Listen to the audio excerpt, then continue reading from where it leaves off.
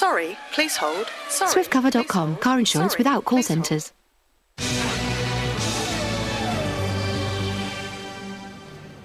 Here at Silverstone, the British Grand Prix has been won by Fernando Alonso. His first success in this event, a supremely dominant performance, and really that's the only way, Mark Blundell, it can be described. Exactly. There's no other way to describe that. It's just faultless. There's nothing that the guy did what was wrong. The team operation side, faultless as well. You have to look at it, Steve, and say, who's going to stop these guys now to pull off another title? I don't see anybody at the moment doing so.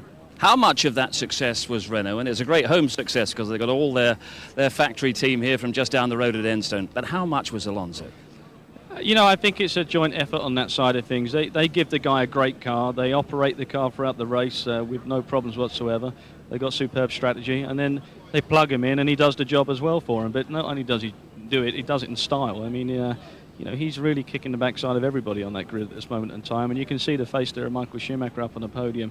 He knows it, and he's not prepared to take it for much longer. Was this the point in the season that maybe Michael Schumacher is shrugging his shoulders and saying, well, I'm out of the World Championship, in terms of this year at least? You know what, it could be the point that he's saying he might be out of Formula One, because he's looking at the young generation guys, and they're pulling World Championships off already, and they're winning races in such style. Maybe he's thinking about his future while he stands on a podium, and this race may just be the start of that. Well, at the start, we were all looking forward to the tremendous battle between the top three in the sport, between Alonso, between Raikkonen and Schumacher. Perfect start from Alonso. A great start from Alonso, but a fantastic opportunity there to see, the start from inside the car here with Montoya. He gets off the line, comes into the first corner of Copse, but unfortunately he gets there and gets clipped. And it looks like Villeneuve just runs into the side of him, and that's a situation that he will tell us all about. I'll tell you what, Juan Pablo can tell us at first hand exactly what happened there, with maybe some junior involvement as well. Problems at the start, but you survived them. Yeah, it was a bit of a shame because we had a great car. Got off the line pretty decent. I think BMW had a nice start and got ahead of us. And I thought I was going to get a run on them out of the corner, and as I went for the inside, Villeneuve just came rumbling down and broke, you know, all the side pod and floor and everything. So it's a bit disappointing. Here it is again, if it reveals any more to you. Yeah, it felt pretty bad. I thought I was going to be out of the race, to be honest. It got to a point I thought there's no way the car was going to survive. Juan, just explain, though, you know it's like there as a driver inside the cockpit.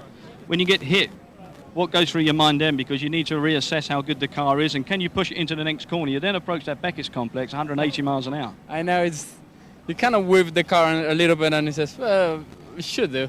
And, you know, you're at the same time, you know, shouting in the radio saying, is it going to stay or no?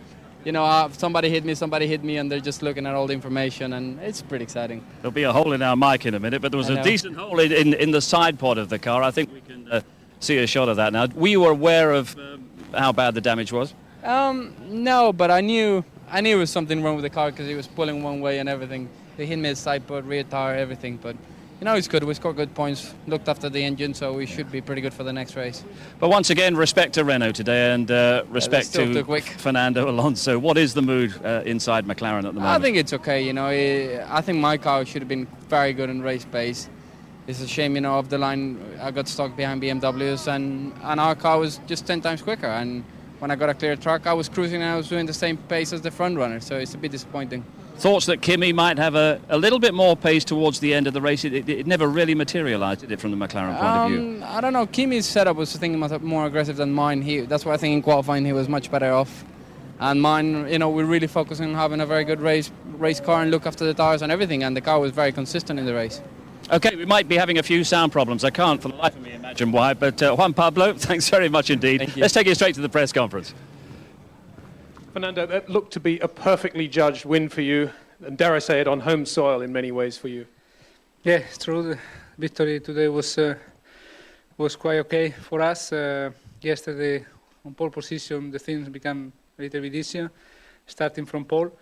Then we saw that we had more fuel than the others yesterday in qualifying, so this also helped in terms of strategy and things like that.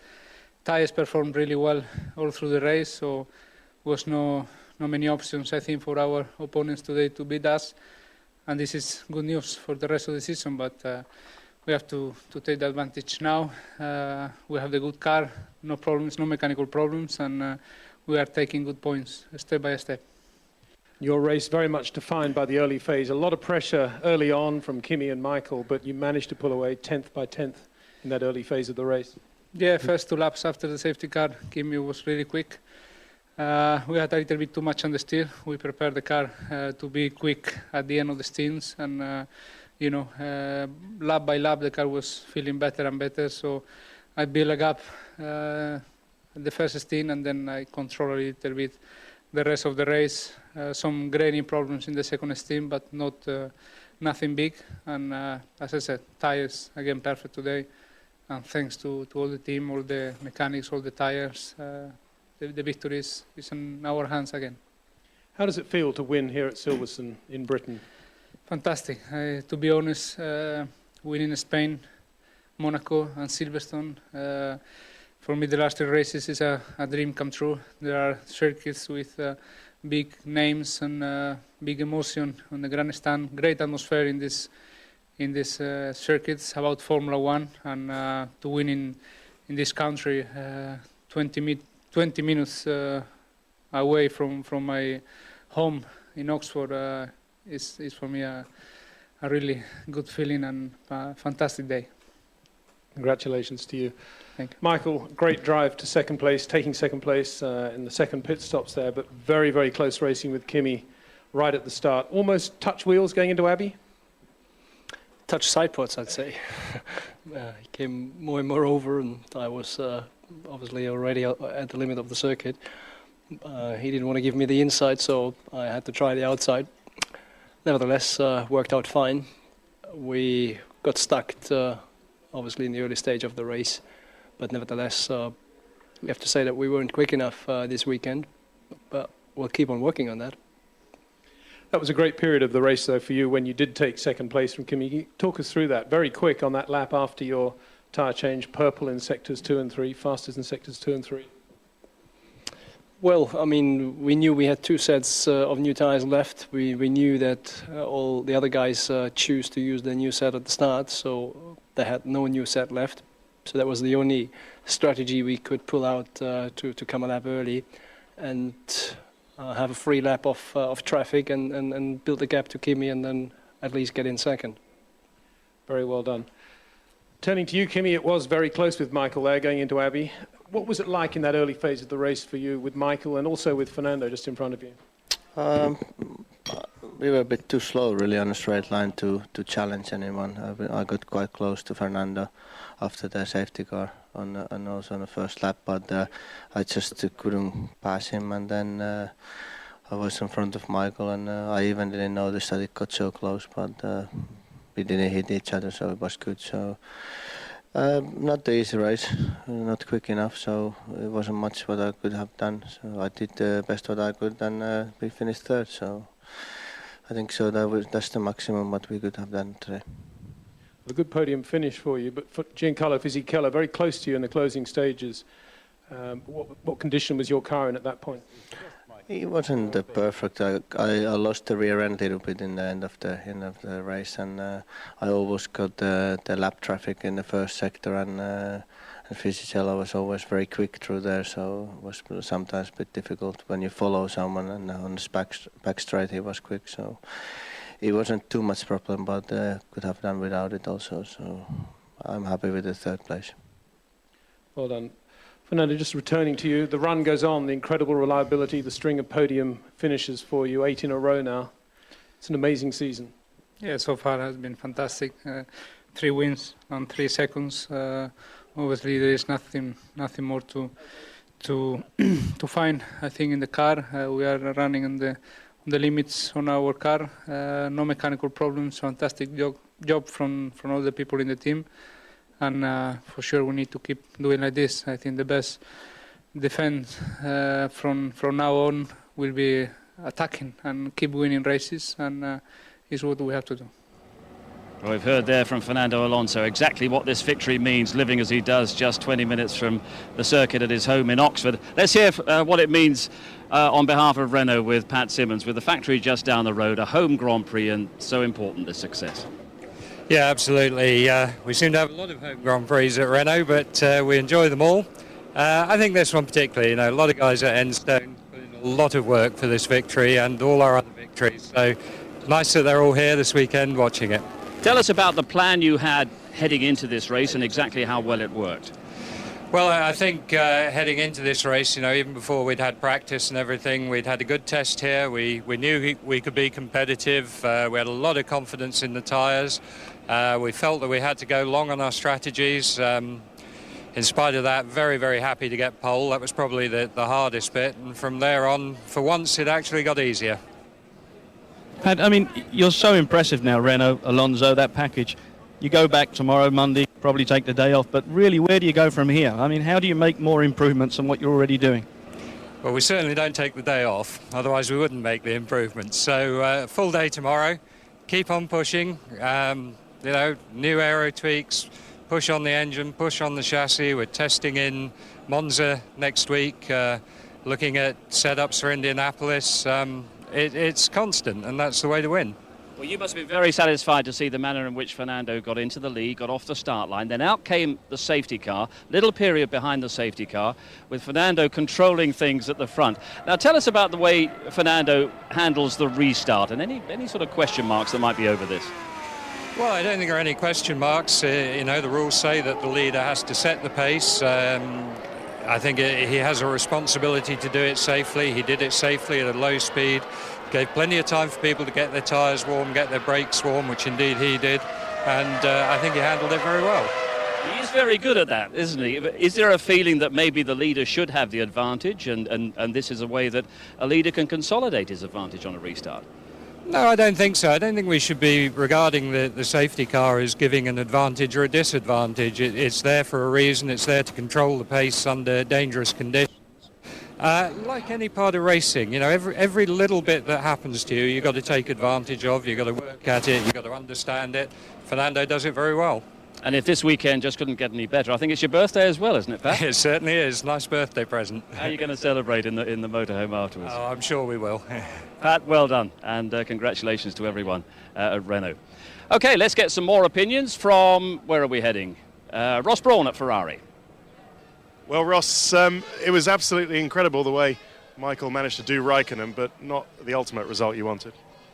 No, we were a bit fearful with Kimi in between us that it was going to cause a problem, and that's what happened. I mean, Fernando was very, very quick today, and I'm not sure we could have done anything, but obviously we never got close enough to find out. And Kimi just was slightly off the pace in the middle of the race, so until we got past the last stop, it was very frustrating. But Michael had a great little stint around the last stop to do it. The team did a great job, so we're not too unhappy, but not quite where we want to be. You said to me earlier in the weekend, second won't be good enough. It's not really good enough for the championship, is it? No, of course it's going in the wrong direction, and Fernando's a tremendous competitor. So, we have a really tough battle, but at least it's only 2 points. And it looked a little bit worse than that at the beginning of the race. I think Canada and America are going to be interesting. 2 flyaway races, high-speed tracks. We've got very, very good straight-line speed with the car, and 2 tracks where that's critical. So we'll keep trying until we can't do it. Ross Brawn saying he's not too unhappy, but he also may be starting to concede that this championship is slipping away. Yeah, it sounds like it. I mean, there's just a little bit of an area there where Ross is, yes, he's always positive and he knows there's work to be done. And as you heard from Pat Simmons, an immense amount of work to be done. But you do get that feel that maybe Ferrari are just getting to the point where they know they can't get what they need, and that's points, and the valuable points of winning races. But I tell you what, we were expecting to see determination from Michael Schumacher. We certainly did in those opening laps, and that close encounter with Kimi Raikkonen. My goodness, it was close, wasn't it? Very close. As close as you're ever going to get without there being in contact between 2 guys. But that's the professionalism and the ability of these drivers. Kimi Raikkonen positions himself in the middle of the circuit, as he's entitled to do. Schumacher goes a long way around, and look at this. That's precision driving, and that's determination at its best. But, Kimi, 10 out of 10, and also Michael, he just decided to back off. The right thing to do.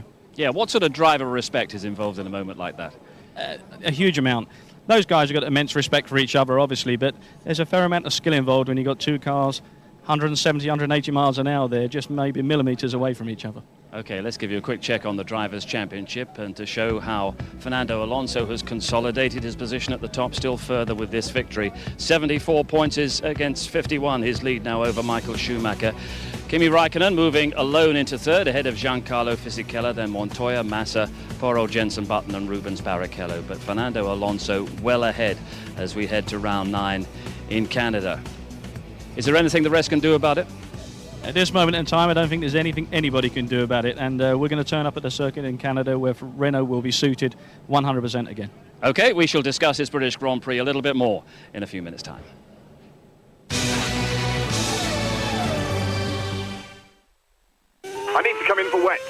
I'm sorry, our operating times are... I'm sorry, our operating times are... Swiftcover.com, car insurance without call centres.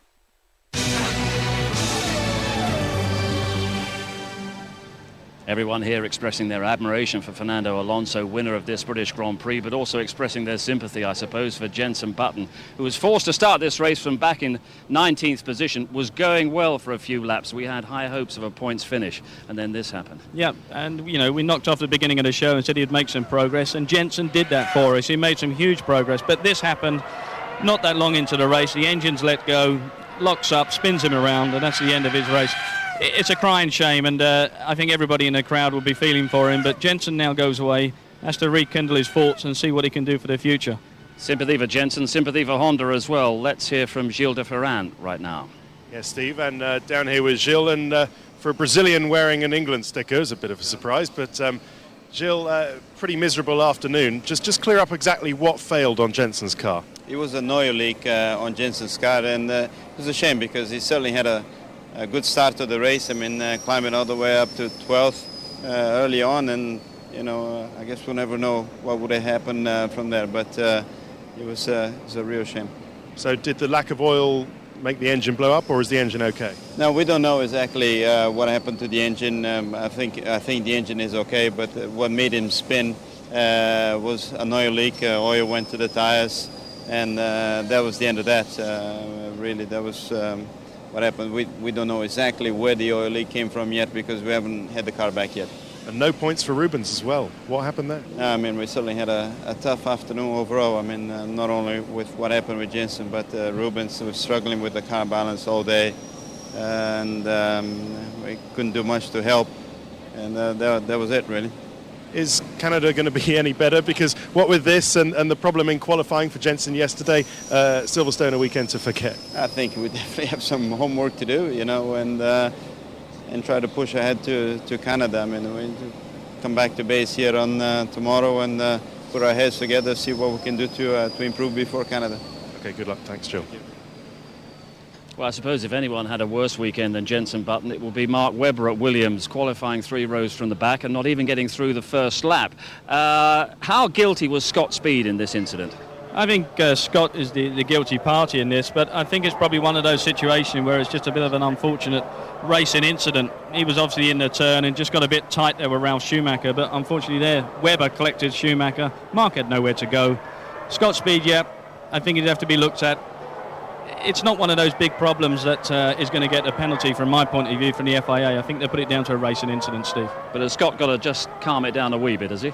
Well, I think he's just got to have a little bit more depth to him when he gets out there. He is on the first lap and there's plenty of laps to go, and he's going to get caught out time and time again if he's got that kind of attitude on the circuit. By contrast, a quieter race for David Coulthard, and he's standing by with our pit stop lady, Louise. David, tough race? Yeah, it was. We had so much understeer. It was incredible. I went up 2% on the aero, 1% to each of the stops, which, you know, that's a big number in aero balance. So complete opposite balance to what we had in practice and qualifying.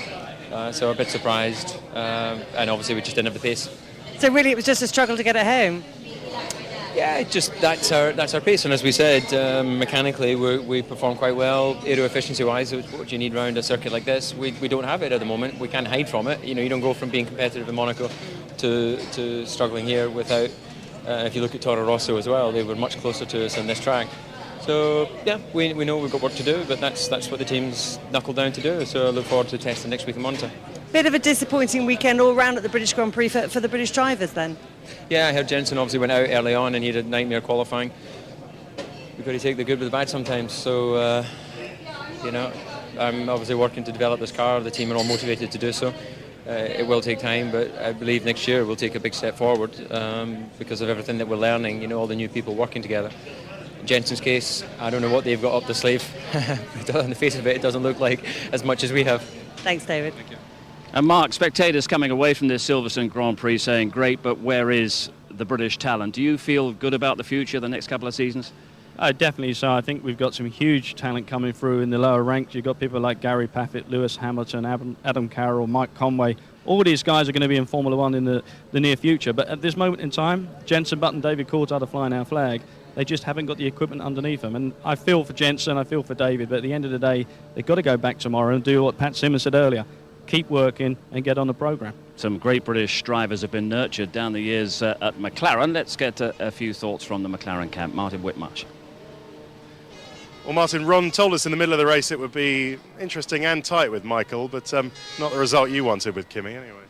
No, I mean, we've got to go and analyse it. I think Kimi's pace in the first sector of the race was good. I think through the second and third it wasn't good enough to stay in front of Michael. It's as simple as that, and it was tight. I think Michael obviously had a good in and out lap, good stop by them. I think we had a pretty good stop. I think we've got to go and analyse that, but obviously we just missed out at that second stop. Thereafter, of course, everyone's either conserving their engine for the next race or they're conserving the end of the life of the engine. So a bit disappointing, but at least it was a podium. Frankly, we were under some threat from Fisichella at the end of the race, so we had to push pretty hard to make sure we kept that third place.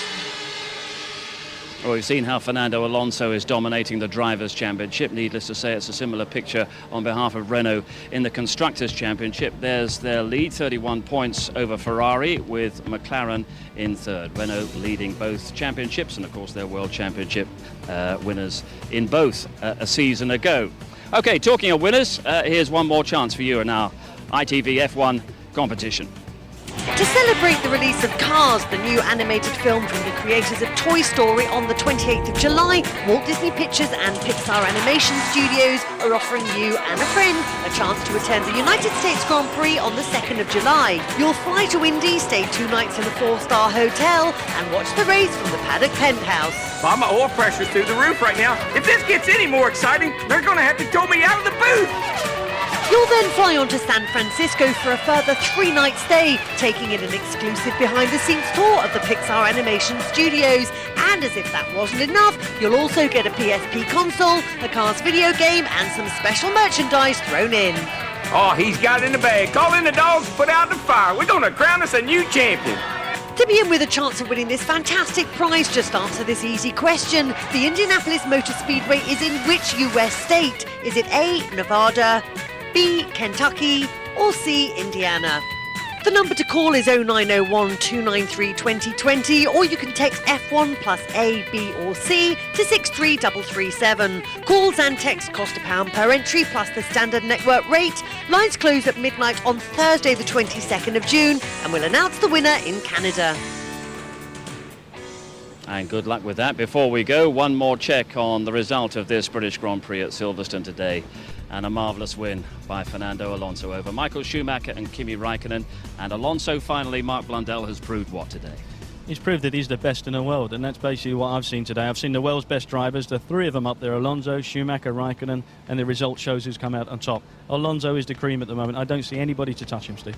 So you don't feel it's going to change in Montreal or even at Indianapolis beyond that? I really don't. I don't think, Ferrari are normally strong at Montreal, let's not forget that, but I don't see anybody beating that Renault car or Alonso plugged into it. It's a formidable combination. OK, Mark, thanks very much indeed. Well, that's the British Grand Prix, but of course there is plenty more sport coming up on ITV over the next few days, the next few weeks.